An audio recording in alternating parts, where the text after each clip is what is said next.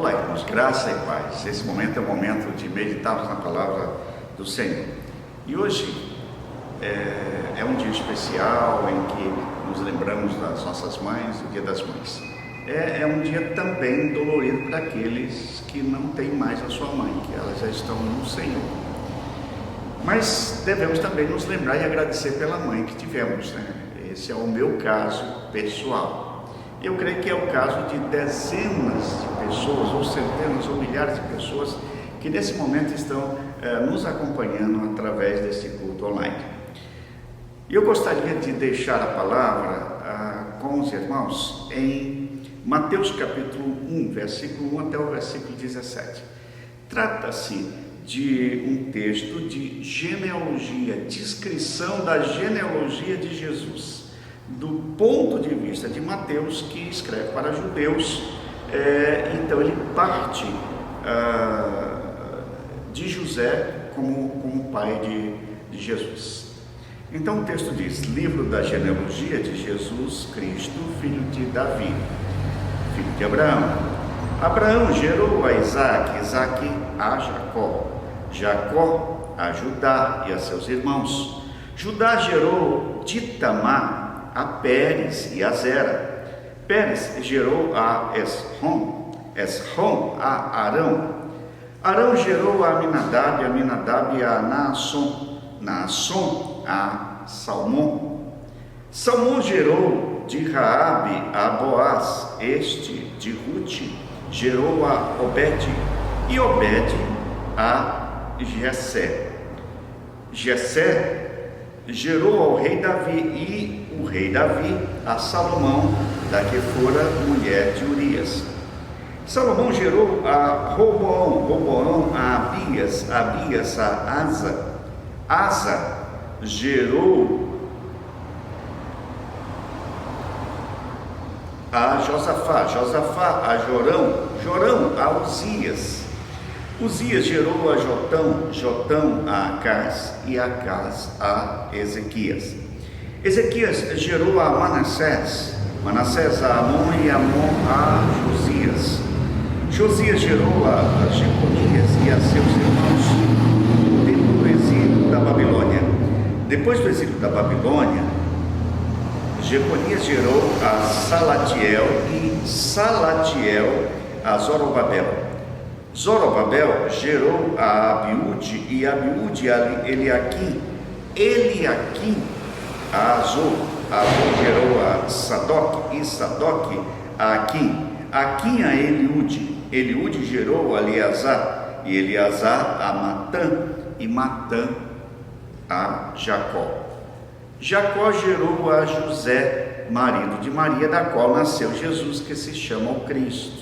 De sorte que todas as gerações, desde Abraão até Davi, são 14. Desde Davi até o exílio da Babilônia, 14. E desde o exílio da Babilônia até Cristo são 14 gerações. O Senhor nos abençoe e que nos instrua neste momento.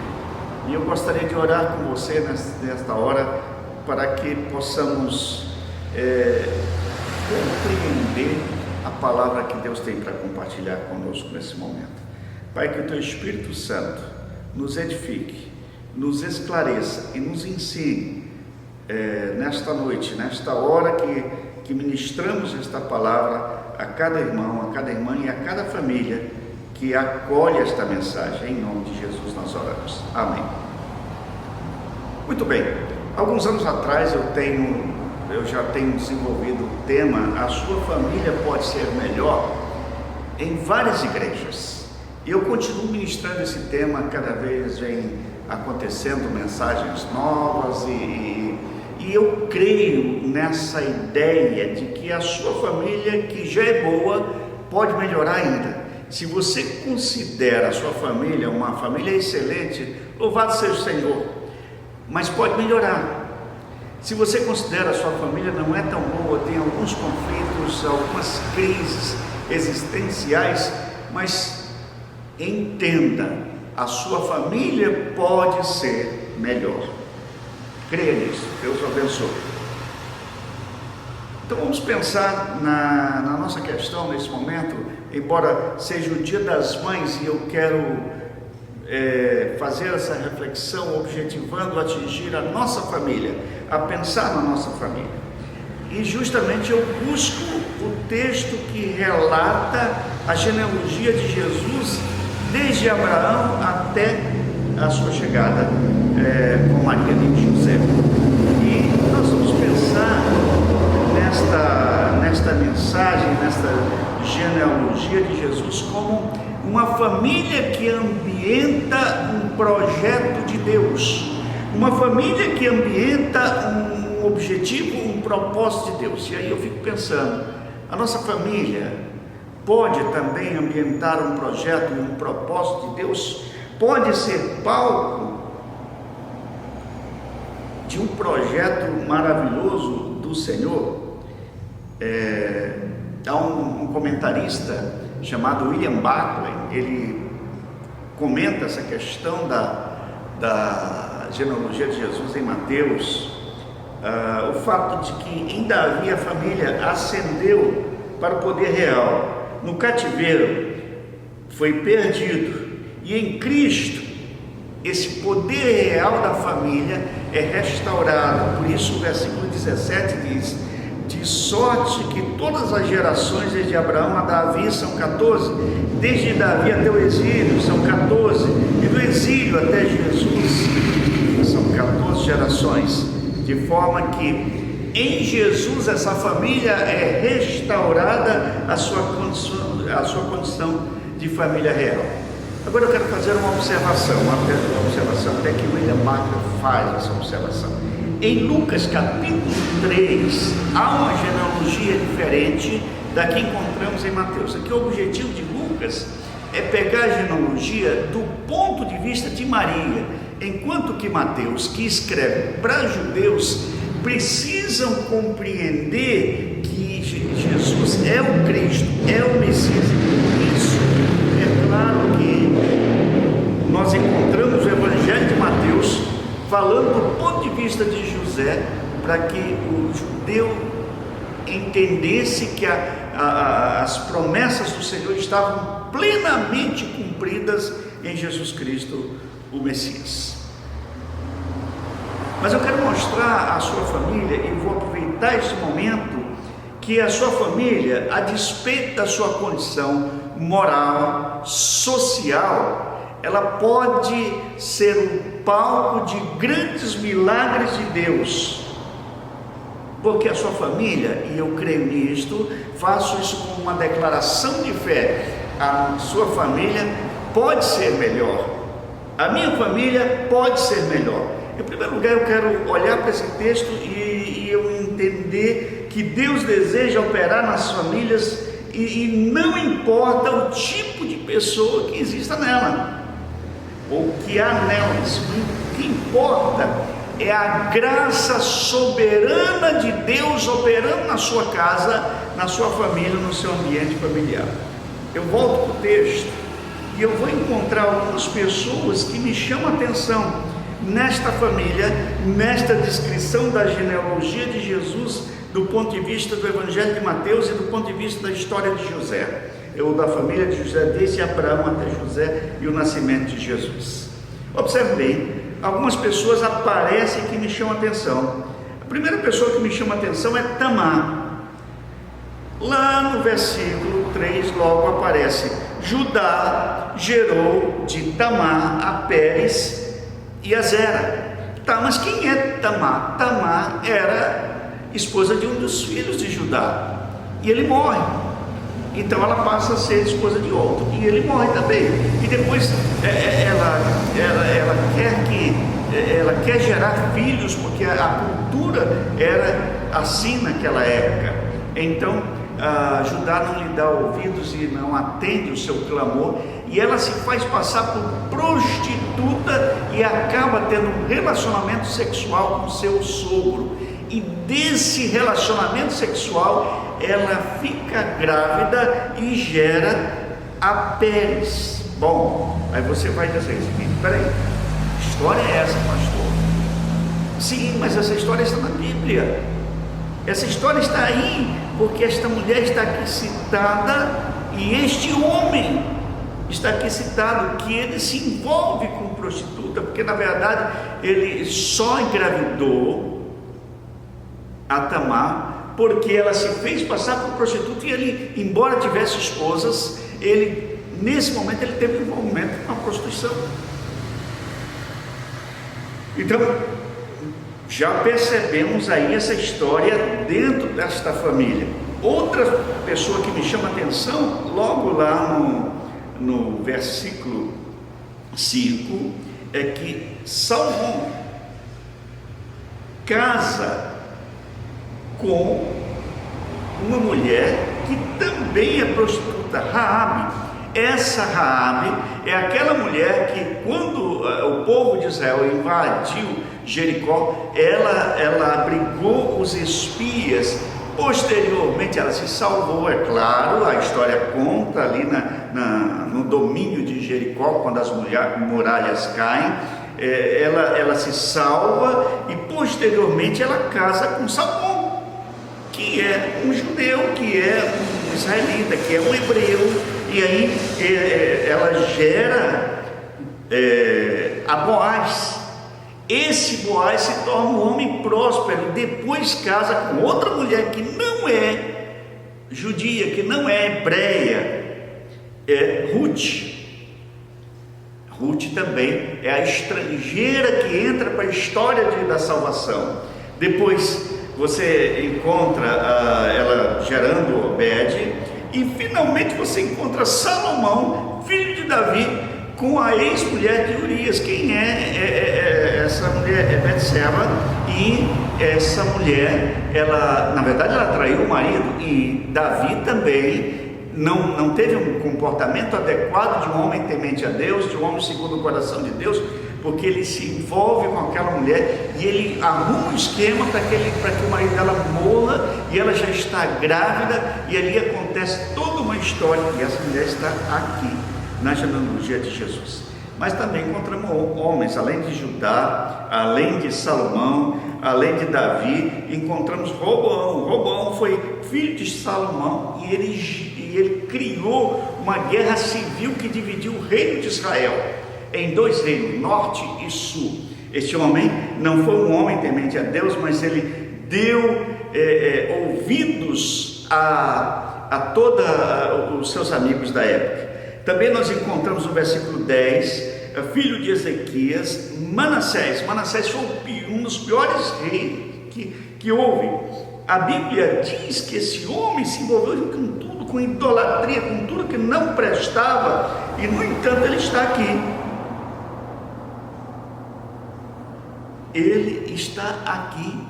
Como também está Jacó, que era trapaceiro, enganou o irmão, enganou o pai, fugiu, depois voltou. Então você tem Roboão, que divide o reino, tem Manassés também, que cometeu, diz o texto lá em 2 Reis 21, que ele cometeu toda espécie de abominação, e tudo que fizeram os amorreus, toda idolatria, e até sacrificou filho a um Deus idólatras, a um ídolo, a um Deus estranho, um Deus dos amorreus, a Dagon. Então este homem não era digno, do ponto de vista humano, não era digno de estar presente na história da salvação. Então eu diria que, do ponto de vista humano, essas pessoas não mereciam estar aqui. Nenhuma delas, nem homem nem mulher, deveriam estar aqui, porque do ponto de vista humano nós olhamos para a questão moral, da conduta moral, mas do ponto de vista da graça soberana de Deus, esta família é digna, porque Deus invade a história familiar com a sua graça, transformando vidas e reestabelecendo o seu projeto de salvação. Aleluia! Como Deus é tremendo. Agora eu fico pensando também, uma outra reflexão que eu faço de acordo com essa história que acabamos de contar. A família pode ser palco das maiores tragédias, mas quando alcançadas pelo amor de Deus, esse palco de tragédia se transforma numa grande tenda de milagres, ou palco de milagres de Deus. E é o que acontece nessa família. Jesus Cristo tem o poder de transformar as desgraças em milagre. Jesus Cristo tem o poder de transformar aquilo que não é real, aquilo que não é bom, aquilo que é até imoral, em transformar em milagre. Basta a sua graça ser derramada nas vidas, nas pessoas. Quando Jesus entra em cena, a tragédia cede lugar ao extraordinário agir de Deus. Quando Jesus entra em cena, famílias podem ser melhores. Quando Jesus entra em cena e você permite que o Espírito Santo trabalhe plenamente nas vidas, as famílias que eram palcos de tragédias, ou físicas, emocionais ou morais, elas podem ser transformadas. Aleluia. Eu encontro lá em Atos capítulo 13, versículo 1, 2 e 3, quando a igreja de Antioquia tinha pastores e mestres, e eles reuniram em oração, e o Espírito Santo disse: separai Barnabé e Saulo para obras que eu tenho chamado, e a igreja adorando e louvando a Deus. Mas quem eram aqueles pastores de Atos 13? Entre eles Barnabé e Saulo, mas havia um em especial, Manaém, colasso de Herodes, quer dizer que ele era irmão de leite de Herodes. Ele foi criado nessa família. Quem era Herodes? Agora ele está falando de Herodes, o tetrarca, mas ele foi criado como filho de Herodes o Grande. Foi aquele homicida que mandou matar as crianças, infanticida, e queria matar Jesus, aquele homem que cometeu muitas atrocidades, matou esposas, e era um homem realmente de muitas atrocidades. Mas foi nesse ambiente que Manaém foi gerado, foi criado. Foi nesse ambiente que Manaém viveu. Seu irmão, que assumiu o reino no lugar do seu pai, se transformou num homem também difícil. Tomou a esposa, que aliás era sobrinha, a esposa do seu irmão, e casou-se com ela, e matou o profeta João Batista. Esse era o irmão de Manaém. Muito bem, esse homem, eu poderia dizer que a vida para ele não teve uma história bonita. Tinha tudo para se tornar um criminoso, tinha tudo para se tornar um homem amargurado, um homem distante, talvez um alcoólatra, talvez um drogado. Tinha tudo para ser o caos na vida. Mas a sua vida foi transformada por Jesus Cristo. E eu diria o seguinte: a família pode ser palco de maiores tragédias, mas quando é invadida pela graça de Deus, a família é transformada. Aconteceu isso nessa família de Jesus, nessa genealogia de Jesus aqui dita em Mateus, narrada por Mateus. Acontece na história de Manaém, um dos pastores de Antioquia, uma igreja dirigida pelo Espírito Santo. E agora eu quero chegar a pensar com você e levar você a caminhar comigo pela palavra de Deus. A sua família pode ser melhor. E eu desafio você a pensar nisso.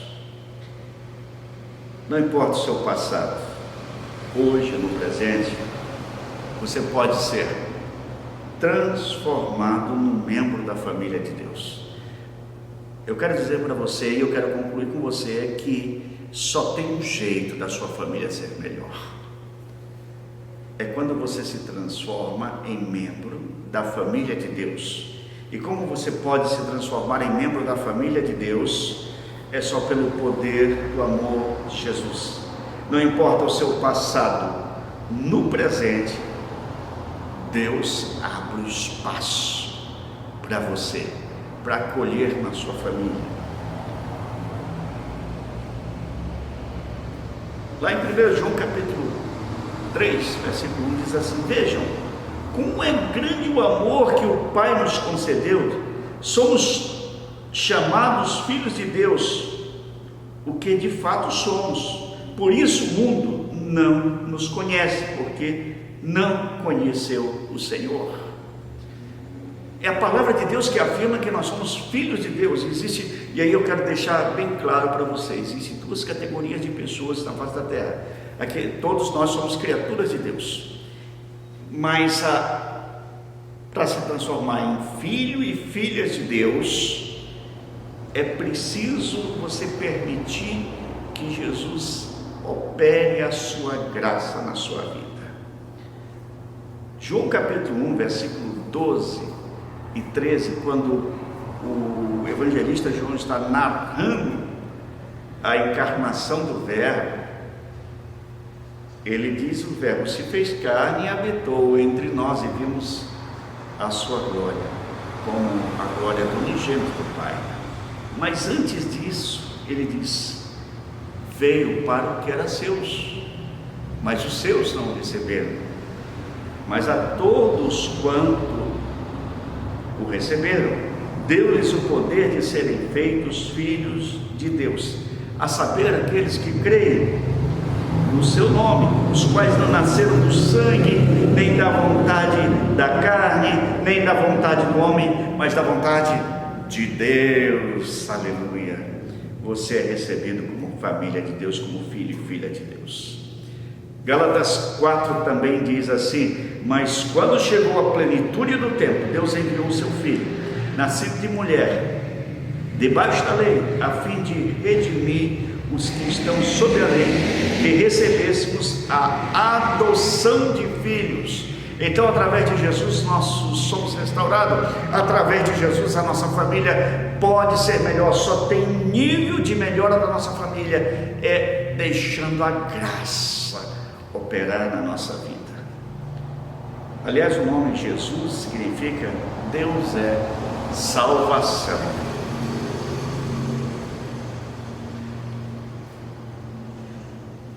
Pela vida das pessoas que foram incluídas na família de Jesus Cristo, fica evidente que Deus não olha para essas circunstâncias das pessoas, mas Ele olha exatamente para dentro de si mesmo e o seu poder transformador de cada pessoa, de cada família.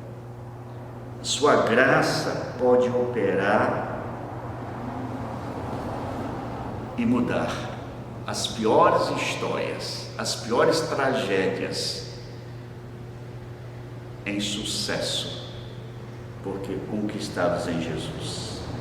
Podemos ter confiança, queridos irmãos, de que, assim como Deus revelou sua graça a pessoas tão comprometidas com o pecado, também derramará a sua graça sobre nós e fará de nossas famílias uma família melhor.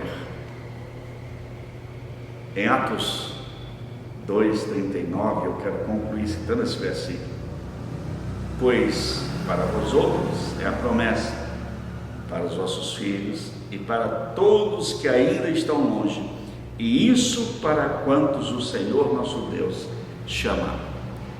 O projeto de Deus é alcançar a nossa família. Por isso, querido irmão, querida irmã, se alguém na sua casa, na sua família, que tem causado tristeza, dor, angústia, sofrimento e até depressão a todos, Deus pode mudar a nossa história, só através da sua graça soberana na nossa história. Deus o abençoe, que o Senhor ministre a cada família, a cada coração. Amém. The splendor of a king, clothed in majesty, let all the earth rejoice, all the earth rejoice. He wraps himself in light, and darkness tries to hide. It trembles at his voice, trembles at his voice. How great is our God! Sing with me, how great is our God!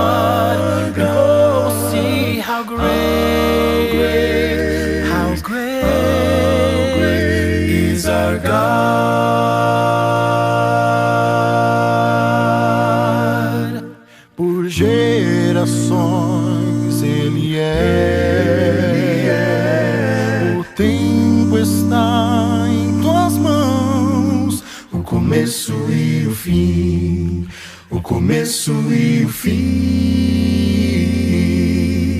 Três se forma em um, Filho, Espírito e Pai, Cordeiro e o Leão, Cordeiro e o Leão. Quão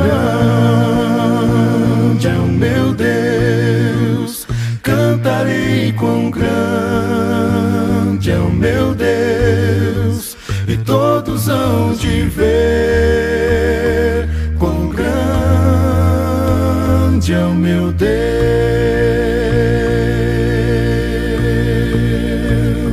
Quão grande é o meu Deus, cantarei quão grande é o meu Deus, e todos hão de ver quão grande é o meu Deus.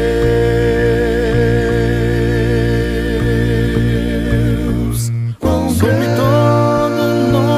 é o meu Deus, cantarei quão grande é o meu Deus, e todos hão de cantarei quão grande é o meu Deus.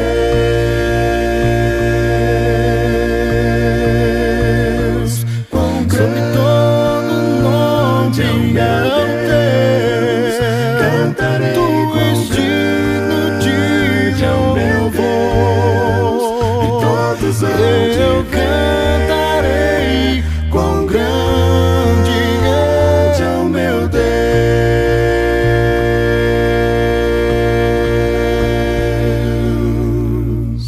Eu gostaria de orar nesse momento com você, com a sua família, mas também agradecer pelas mães.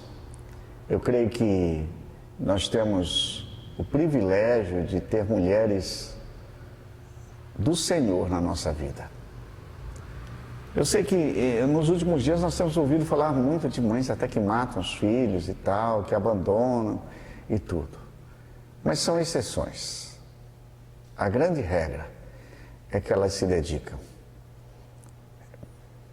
E elas não medem esforços para ver os filhos bem.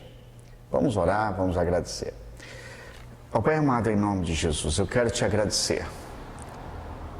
Hoje é um dia especial em que lembramos das nossas mães, das mulheres que fazem parte da nossa história.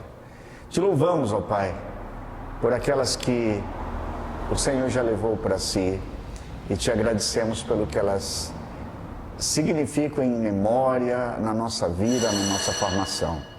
Nós entregamos nesta hora, Senhor Deus, cada mulher, cada mãe. Nós entregamos nesta hora cada vida. Nós entregamos nesta hora cada família também. Te agradecemos pelas mães atualmente, mães de crianças pequenas, avós que criam netos, que estão ajudando, tias que ajudam, mães que não geraram, mas amaram e tiveram filhos do coração. Nós entregamos ao Senhor neste momento. Ó Deus amado, a nossa gratidão, e clamamos a Tua bênção sobre cada uma. Clamamos a Tua bênção sobre cada família e pedimos a graça do Senhor operando em cada coração e em cada lar. Em nome de Jesus. Amém. Que a graça do nosso Senhor e Salvador Jesus, que o amor de Deus, o nosso Pai, o poder, a ternura e a comunhão do Espírito permaneça com os irmãos, permaneça com a sua família, permaneça com cada lar, com cada pessoa, hoje e até que Jesus Cristo venha. Deus abençoe você, meu irmão, Deus abençoe você, minha irmã, e até a próxima.